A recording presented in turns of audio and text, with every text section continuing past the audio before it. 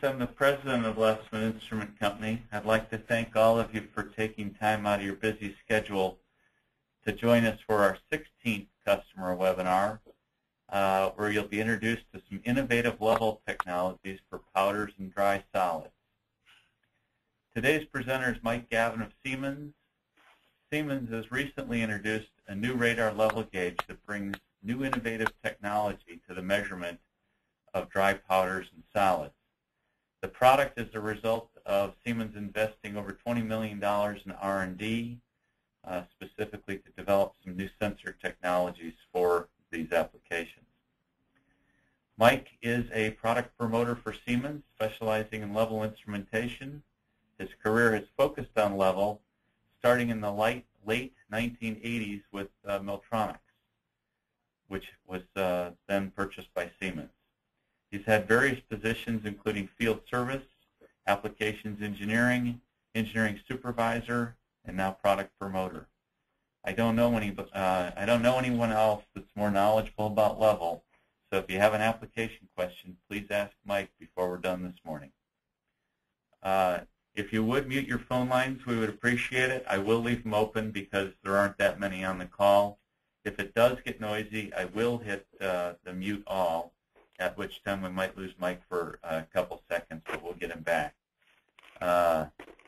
If we do that, you can hit *6 and you will be unmuted. So Mike, I'm going to turn it over to you. All right. Thanks so much, Mike.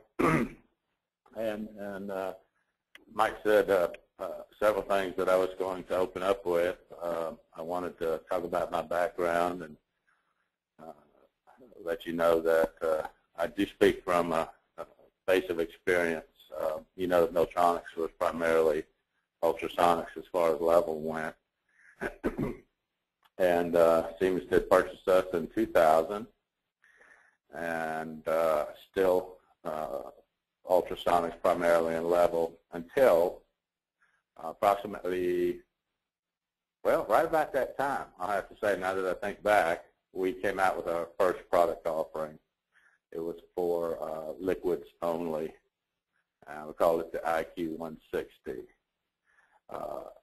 From that point, we did evolve the product line.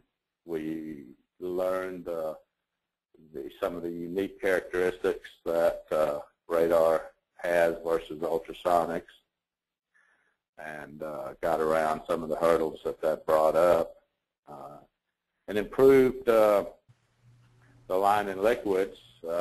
Right now we have just a wonderful product for liquids called the LR250. It just is a very, very sweet instrument. And then around 2004, 2005, in that time frame, we decided that we did want to get into the solids business with radar. And solids, just as in ultrasonics, in radar it also presents a new scenario. You have to analyze the waveform slightly differently and whatnot. But one nice thing about the factory, where long before I joined, they had capable engineers, and they still do. It's a small town, about 90 miles northeast of Toronto in Canada. Being a small town and being the biggest employer there, we were able to hold on to some really good talent that's been there for years and years and years. So the software engineers overcame challenges quite nicely. Now, as Mike said, 5 years in the making and $20 million later, we came up with the LR560, a product that we wanted to leapfrog the competition with, and I believe we have. So I don't have a ton of slides. You won't get bored to death here, and I would encourage questions at any time they come up, and at the end, of course, we'll have some time for some more if you think of them at that time. But what is the 560? It is a 2-wire loop power radar. It has a capability of 100 meters, extremely long range. To be honest with you, I'm not aware. I think we're quoting some couple of 100-meter units only because the range now found a couple of grade bins that were up around 140 feet. But prior to that, the 40 meter, as you see, 131 feet is covered everything today. The unique part about the LR560, excuse me there, is 78 gigahertz. And in a minute, I'm going to let you know what advantage 78 gigahertz gives you. But for now, let me just say it is the highest frequency unit on the market today. I've got a slide coming up that'll show you the backside of this unit, where you'll notice that there is no horn or rod style antenna. It has what we call a lens antenna, and as a result of the 78 gigahertz and the focusing lens antenna, we get a very narrow 4-degree beam angle. And that is an advantage in a couple of ways that may not be obvious right now, but we'll show those very shortly. We say plug and play, and we can back that up. It's not just hype or typical sales talk on this guy. There are some real advantages of having a 4-degree beam angle and 78 gigahertz frequency for our customers to just mount this program, the basic parameters, and walk away from it. The process intelligence, that's what I tell you about our software engineers. Years of doing this work and pulling out the valid echo in less than ideal conditions is something that they do quite well. Configuration, communication, flexibility. These being a 2-wire device, HART is obviously standard on here, but we've got a couple other communications protocols if you could use those. That we'll got a slide on that in just a minute, so I won't mention it now. I like this slide a lot because I think it graphically or pictorially shows what I try to explain, and I think it'll show you why the 78 gigahertz is so well suited for solids applications. These different sizes of these spheres represents wavelengths. And as I mentioned, our first product, radar product offering, was for liquids. It was at 6.3 gigahertz, relatively low in the radar spectrum of frequencies. Results in a fairly large wavelength. And as you can see here, if we were shooting it on an angle of repose like you're going to have on solids, you're going to skip probably most of that energy away. That's one reason why we wanted the 6.3, our first offering, just to be on liquids only. So then I mentioned that around 2005, we came out with a 24 gigahertz unit. We still have a 24 gigahertz unit available for solids.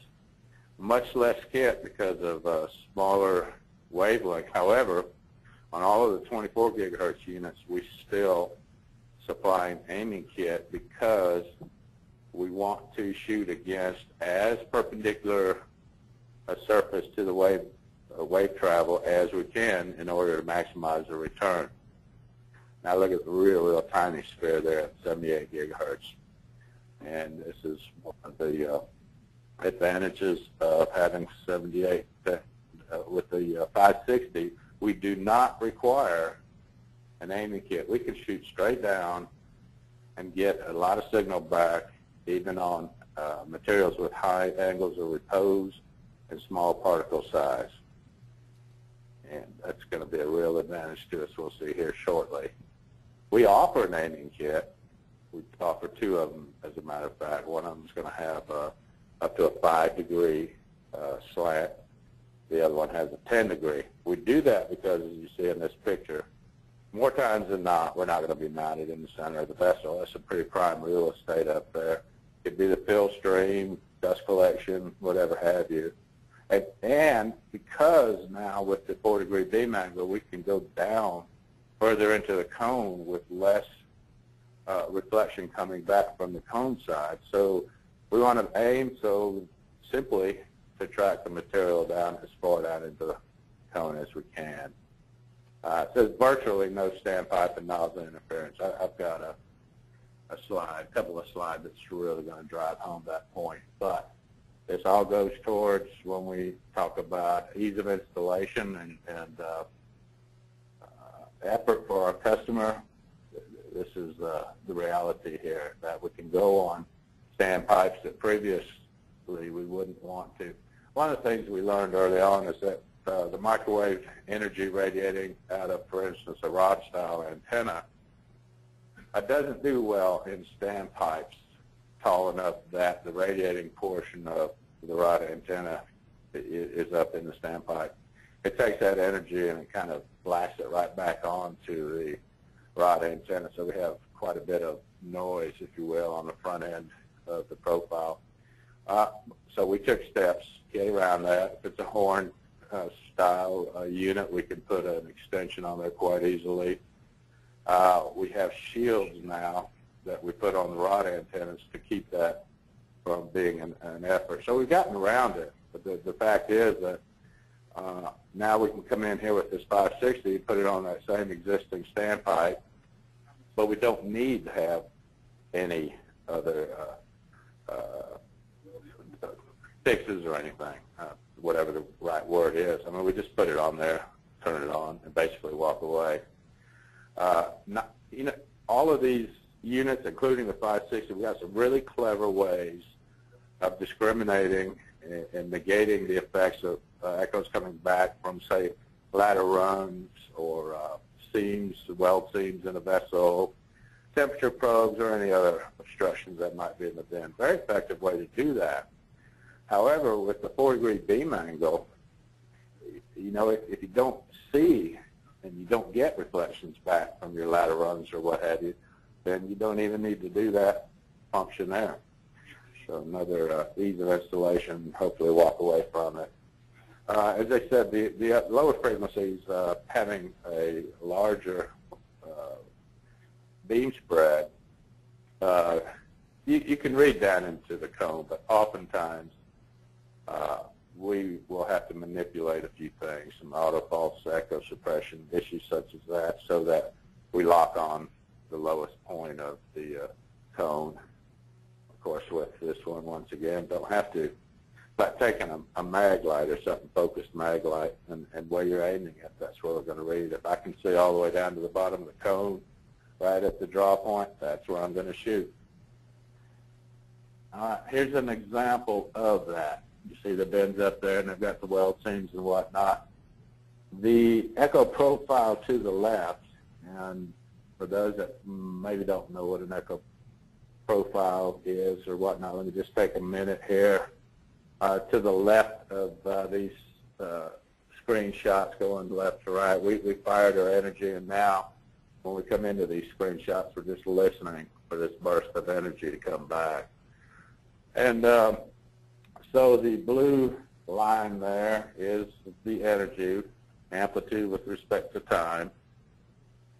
Excuse me. The red line on there is an imaginary line that we impose on there. We call it the time varying threshold line. That is our first line of discrimination against unwanted echoes, because the echo has to rise in amplitude above that line to even be considered an echo. So, of course, that allows us the means to manipulate that line to raise it over unwanted echoes that we don't want. That profile on the left, that's something we could work with.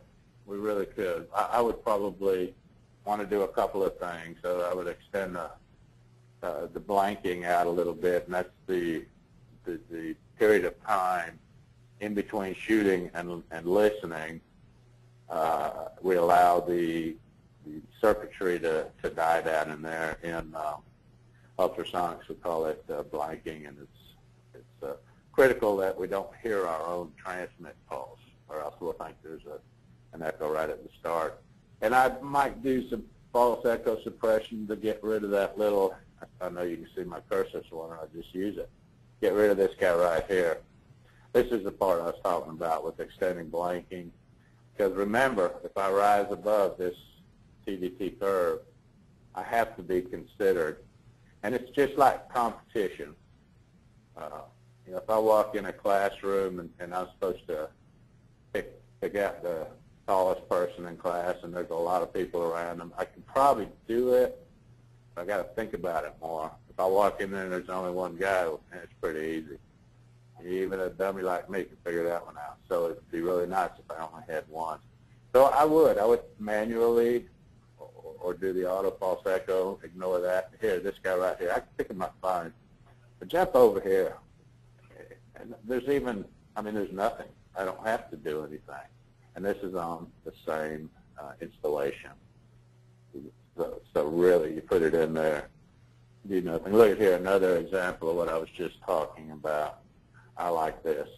That this mounting over here on the left, that would cause problems with a standard horn or rod type antenna. On the horn, like I said, we would put an extension between the electronics and the horn. It'd be like a waveguide, actually, because we'd like that horn to be right down here, actually intruding into the vessel slightly if possible, but surely we'd want it flush. And if it was my 24 gigahertz, remember, I still kind of want to aim that, if possible, against the angle of repose. So I'd probably have to extend that further in so that I have a little bit of room to aim. If my horn is flush with that, I'm very limited on aiming.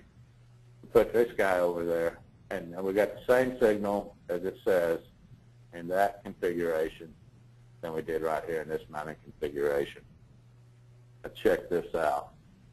For those who have struggled with us in the early days, radar with rod antennas, and learning that it really doesn't like standpipes, issues such as that. We got around them, but we got around sometimes learning the hard way, I'm afraid to say, but we did learn it. Look at this thing. I don't have the exact dimensions, but if we use just a little bit of knowledge, unless this guy's a little pygmy guy here, this is probably about at least 4 feet, I would think. You'd probably agree with me, huh? I do know it's about 3 inches in diameter. This is our 560 right here. This configuration right here would be a death sentence. There's no way that would work.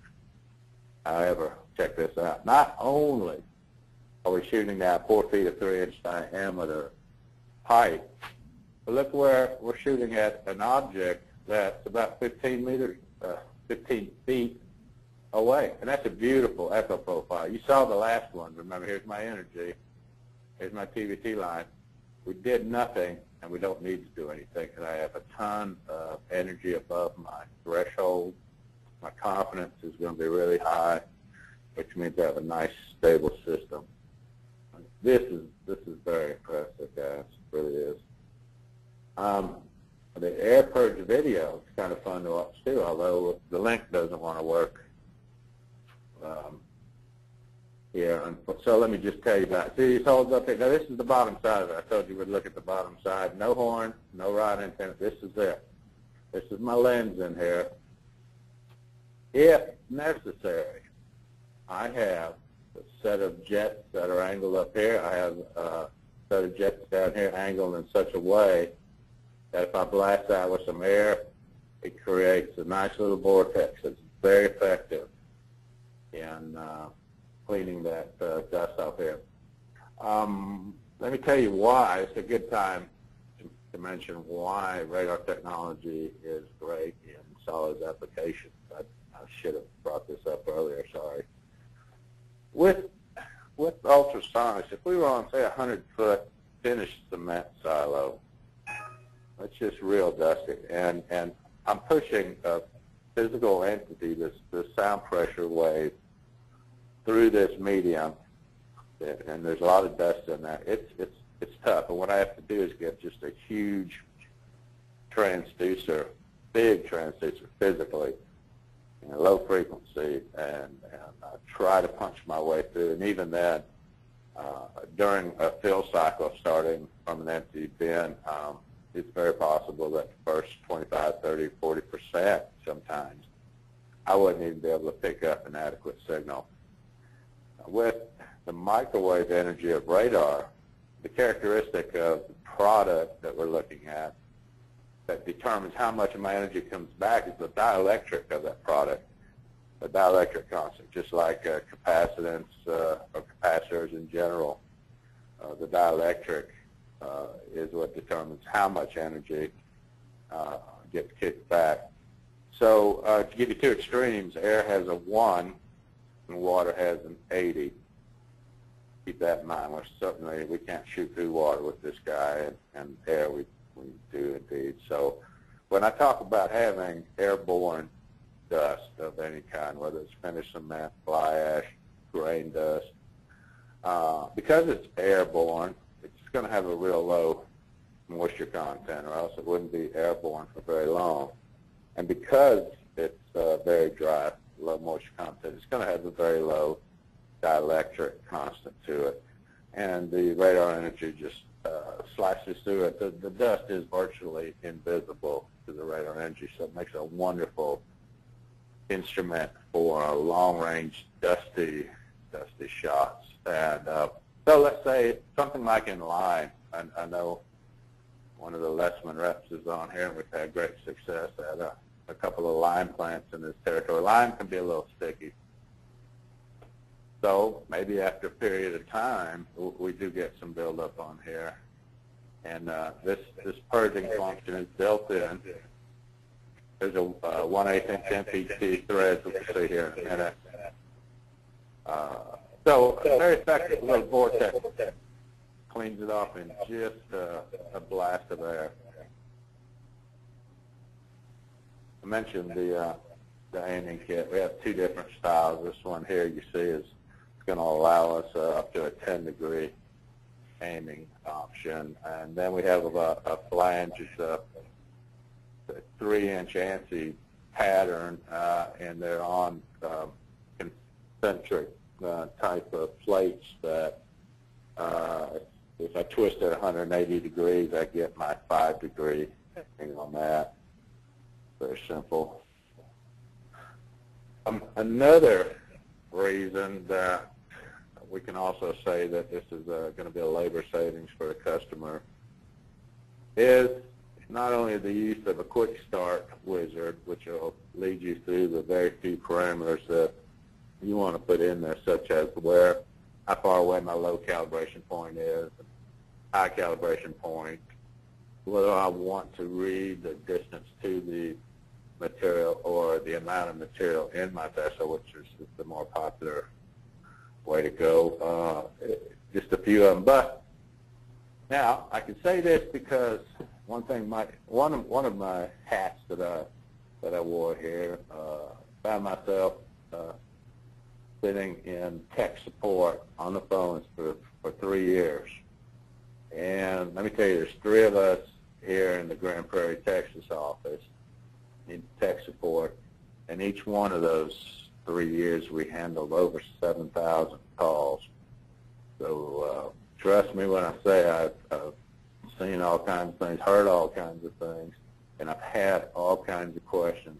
Something simple like the level versus distance versus space, I've had calls where I had to explain it.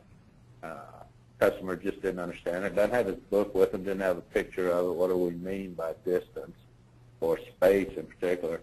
Well, here, this tutorial now, we can give you a little picture. And that little tiny thing right there is going to save probably a handful of phone calls a year. Wasn't a lot, but honestly, it does save some. Real easy to do program. Actually, this little push button connector right here twists off and can be stored away if you have somebody with fingers that want to go pushing the buttons. You can take that away from them. Once it's programmed, we don't need it. As a matter of fact, if I have multiple LR560s, I really only need one of these. I can pull it off and go from unit to unit programming. I can save the program to this little module. If my tank dimensions are identical, I can just simply download it to however many other units I have on these identical tanks. It is backlit. That's kind of nice. It's nice for, like me, my eyes aren't the best. Now, it is a loop-powered unit, so don't think it's going to blind you if you look at it. However, it's very helpful to have a little bit of backlight there when you're pushing in less than ideal light. I can also use the traditional handheld programmer that maybe some of you are familiar with. quite a few of the Miltronics or now the Siemens ultrasonic products use that as a means for programming. I mentioned communications options. So HART is standard on here as it is with all of our loop power devices. However, now we have foundation field bus if you're using that. Of course, Profibus. And a couple others down here that if you're currently using Packware on site and you like it, you're used to it, your techs are used to it, that's fine, just keep it. We can accommodate that. And AMS suite here. Likewise, if you're already using it, don't need to. We have PDM, which is our method of not only programming remotely, we hop on the loop there. It is, we use the HART functionality of the 560 to talk to it, to program it, to store, download and store these parameters in a file, but also to look at the echo profile. Very nice there. I want to, talking about the echo profile because this little feature right here has been wonderful being in tech support, let me tell you. So you can view the echo profile right on the screen. And if I'm commissioning a unit and I walk, and before I leave, I look at this and I see this type of profile, nothing in front. I walk away really, really confident that it's ready to go. There's nothing else I need to do. So it's really nice to have just a health check and walk away knowing that there are no issues that I would expect to come up. And on those instances where maybe you do have some issues, I have had customers take their phone, snap a picture of that profile, and email it to me, right as, if possible, if they can do it, right as I'm talking to them out there. And for a technician or anybody familiar with looking at echo profiles and whatnot, I see a profile, and it's just a ton of information that I can gather from that, and I can give them some idea of what to do, take care of it. Area largest first. We've got a lot of algorithms that have been included that are strictly, I'll say strictly for solids. They're suited for solids. This, believe me, is a very, very nice looking echo profile. With the and it has to do with the 78 gigahertz resulting in the low wavelength on a 24 gigahertz unit. And just like ultrasonics, when we're shooting against an angle of repose, we have beam spread. So the outer reaches of that beam are going to hit, for instance, say the peak of that angle of repose before the stuff in the center. So I've got the diminished power out on the fringes hitting it, coming back. Then I've got the bulk of my energy in the center where I'm aiming coming back. And then I tail off again as the beam spread out on the fringes is less in power. And what that results in is a more rounded type of an echo profile versus something off of a flat surface like a liquid where I just get a blast, really nice energy coming in. This looks more like a liquid's return than anything on a solid. But once again, we didn't have anything that operated at 78 gigahertz.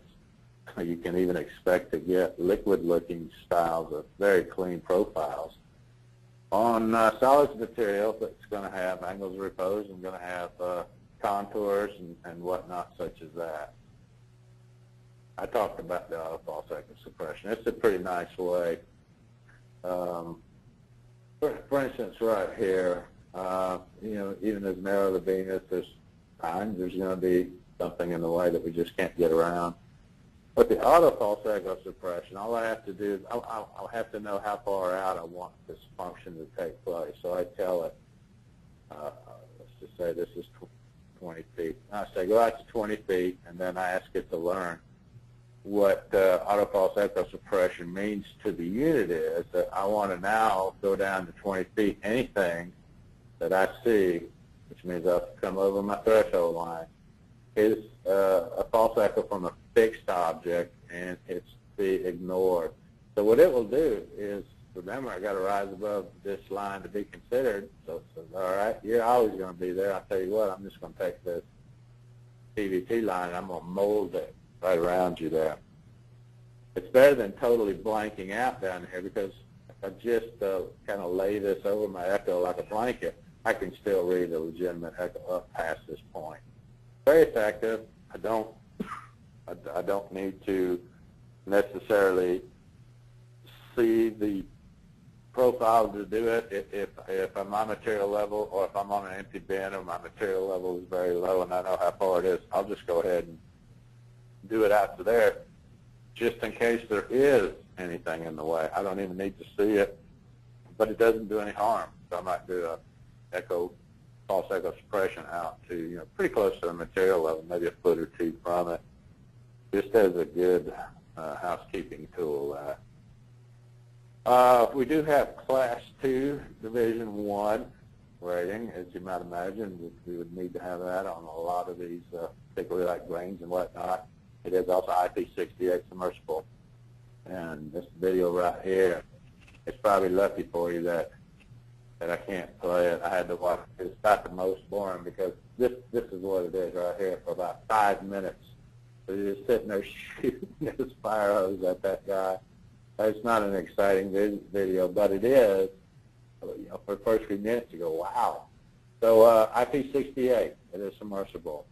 It is this is a little removable programming module I talked about. Actually, this whole device down in here, this is modular. If, for some reason, let's say lightning, you took it out, it would be possible to simply remove that module and put another one in.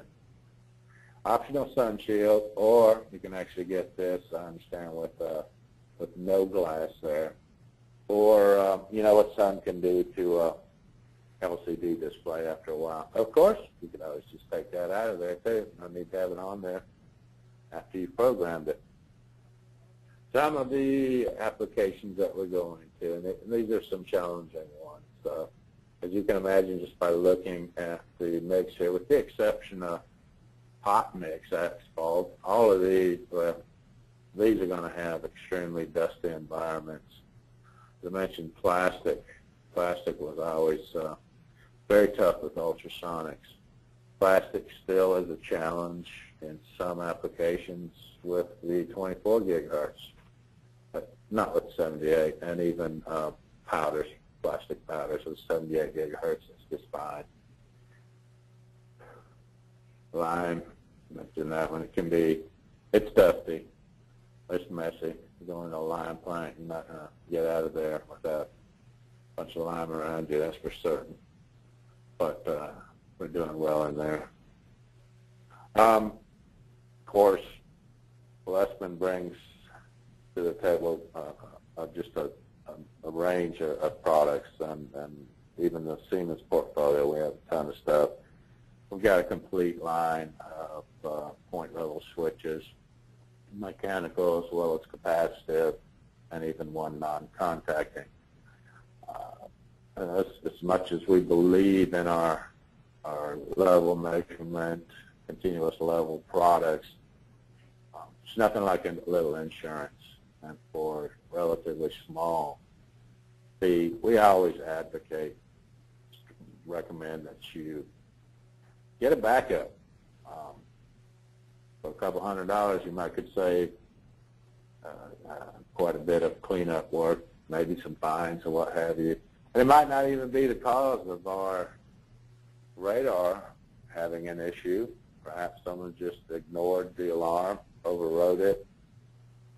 There could be multiple reasons why the level is not functioning, so have some backup. Now, being a loop-powered device, a lot of our customers go into PLCs with it. If not, you're certainly not going to crawl up on the tank to look on that little display to see what the level is, so they can supply you with some remote readouts at eye level down at the bottom of the tank.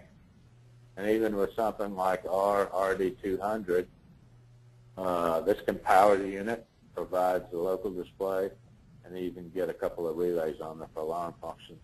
This is just a simple, dumb display that you can program to give you indication at ground level. Also, we have the RD500, which is has an Ethernet address to it, and by stacking up as many modules next to it as you want to, you can bring in 420 inputs, you can bring in Modbus, you can bring in temperature sensors, a ton of stuff, and then of course it's accessible via the internet. I also know that Lesman has a line of wireless that can be very handy in a lot of applications and getting a cluster of points to a control room and office, such as that. Excuse me. All right, just a couple more slides here. This is kind of a summary, and the next slide also will do a little more information. But the things, excuse me, let me get a drink of water. The things that make the LR560 unique right now: 78 gigahertz, nothing else on the market. No horn, no rod antenna. So build-up inside of a horn is not going to exist. If there was a need to have to purge the face periodically, it's standard here. And here's that little 1/8 inch MPT connection that I told you about. The lens helps focus the energy, creating the very small 4-degree beam angle. When I talk plug and play, you saw a couple of the reasons that we can say that and really mean it. I believe more times than not, you will just put this on an existing standpipe, wire it, program a few parameters, and walk away from it.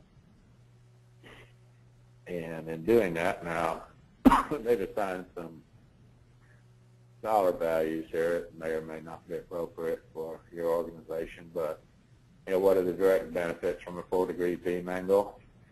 Impervious to obstructions? Yeah, I wouldn't word it that way, but you get the point. We're going to see far fewer obstructions because we're not going to spread as much. And it does, indeed, virtually eliminates the need for aiming. We don't need aiming to pick up a signal from the material. And of course, what that's going to do is reduce your setup time and installation. Because like I said, put it on whatever standpipe you have. I think we've got a really, really good chance of going on an existing standpipe, even if it's taller and more narrow than we would care to do. I read an email from one of our fellows the other day, doing some just playing around and working with it and whatnot. He took the top off here, the cover. Remember, it's got that little window there, and put it underneath to shoot through it. So what he's done is he's just narrowed the field of transmission, if you will, and he got beautiful echo returns back. He was very impressed with it. Easy to read graphics, as well as remember that in a lot of the parameters that you go to, like for instance low calibration point, this is something we would get a handful of calls in a year also. Customers who are used to the ultrasonics know that for the most part you program an empty distance and then you program the span, and the span was referenced from the 0 point up. On radar and even some of our ultrasonics, because we're following a format that's a little bit more like a Profibus or a structured bus type of programming, we have low cal points and high cal points. They're both referenced from the flange. So my low cal point could be 100 feet. My high cal point could be 2 or 3 or 4 feet, something such as that. That's how far away my 20 milliamp point is. Well, the customers do get that confused every once in a while. So, but on this one, when I go to low cal point, I've got a little picture that's showing me that I want this distance to the low. I go to high cal and it's showing me a little picture just really handy. I look at it, and there's no way you can mess it up. You think, okay, I know what they want. They want from this distance to the 20 milliamp point. How far is that distance? That's nice. The Purge system, talked about, really nice. Very effective, too, when you create that vortex. It just doesn't take long at all. It's going to knock anything that's off. You can do a continuous if you wanted, or on a frequency time basis, something such as that. Continuous is not what we recommend on a horn style antenna because the emitter up in the horn, right at the top of the horn, can actually be eroded with time just from the air going through there. No need for that here. Also, if the need was there, you can use water. Now, I know we're marketing this thing for solids. But let me tell you, I told you before, it's more difficult, more challenging to shoot a solid than it is a liquid. So if we can do solids, we can do liquids. But we might have some compatibility issues. I got this metal and whatnot. So, but the point is, on slurries and whatnot, there's no reason this can't be a very suitable product. And in that case, let's say I get some splashing on there with some in a lime slurry, something such as that. I can put water through there and just clean it every once in a while. So compact lens mounts, yeah, it does. Like I said, I could eliminate costly retrofits because I can mount it on almost any available standpipe that I might have up there. I've got to use a little bit of common sense, but it really does open the playing field when I'm not so limited on standpipes that I can use. The emitter, that's what we're talking about. This has an emitter just like any radar does, but of course he's up here. He's up behind the lens. He's not out there. I mean, he'll never get dirty. You can drop this guy and you won't damage the emitter. He's tucked up in there very nice. It is light. I mean, this is a relatively small. I don't know if you can get the perspective, but we're talking about a small unit here. 8 inches maybe from here to here, something such as that. Pounds would be, I can't imagine it could be anything over 5 pounds. Short wavelength, that does allow me to go straight down. In a lot of applications, it allows me to pick up much more energy from high angles of repose and very small particle size. Advanced quick start wizard. I mean, you just do it, assess, it'll follow, it'll lead you through the basic configuration that we need. And with this guy, the basic configuration is going to cover you just about every time. There. All right. I didn't hear any questions. I'm hoping we'll have some now. You got some either. Well, you had some questions, you said, or some thoughts for a couple of years you've been thinking about. It's going to be interesting. I'm going to have to kick this up and let some other people take a look at it, but it answers a few questions. I like the fact the lens is covered well. Yeah, I like that too. It is a convenience, big time. Well, one of the biggest issues we had is the wet sand. That was no issue. It was the dry and the dust that kept causing us the problem with reading correctly because, it, like you said, the angle of repose would change up or down, and then you had the dust with the fill pipe. So that was always causing us a ghost, so to speak.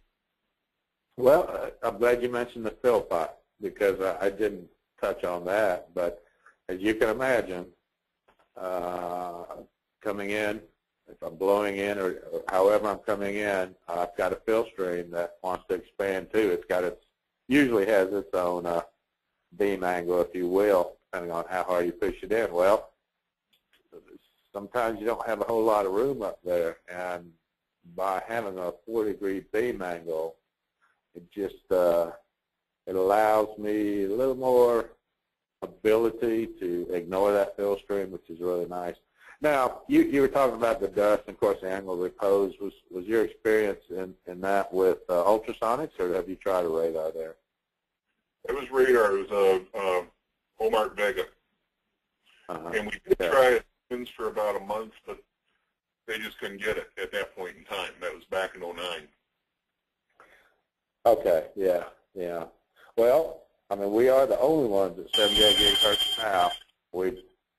We know that probably won't last, but right now we are, and that really gives us some advantages. We're going back to applications that have always, I mean, they're known across the industry, not just to us, sand and plastics and whatnot. Have just been very tough shots, and so now we've got something that's showing some real promise there, and taking care of those applications. So it's great. I'd love to try one on your application to see. I'm sure Lesman would too. You bet. I'm sure we'll get in contact with Mike on that. Very good, very good. Anyone else out there have comments or questions?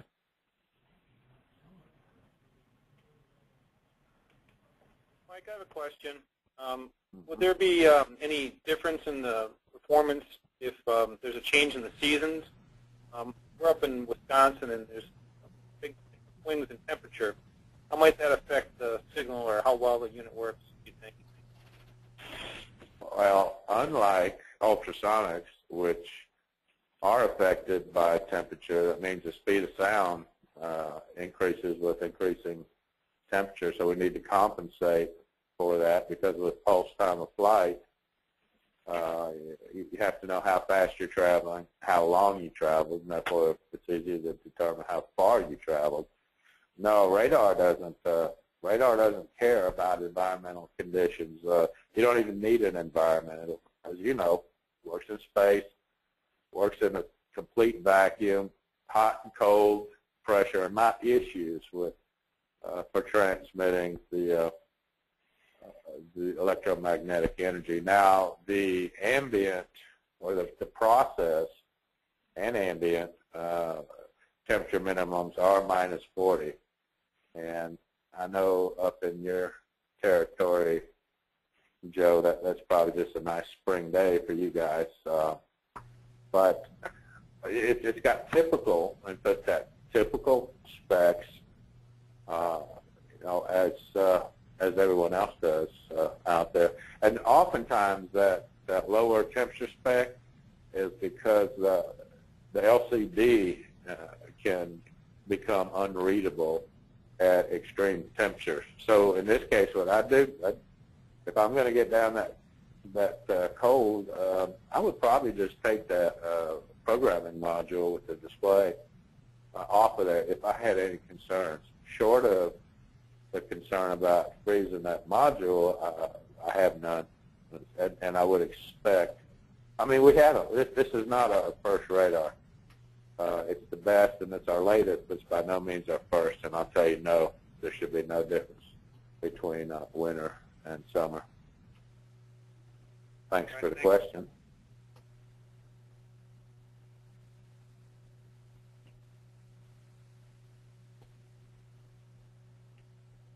Any more questions? Well, if you think of one, feel free to give me a call. Mike, thank you very much for your presentation. If you do want to get a hold of me after the presentation or after today because you think of a question, I can be reached at 800-9-LESMAN or 800-953-7626. Later today, we will post this out on the web, and you'll get an invitation to join our LinkedIn forum, the way to keep up to date as to what our next webinars are going to be, and a way to link back to the other webinars we've already had. At this point, if there are no further questions, we will conclude the presentation. Thank you very much for attending.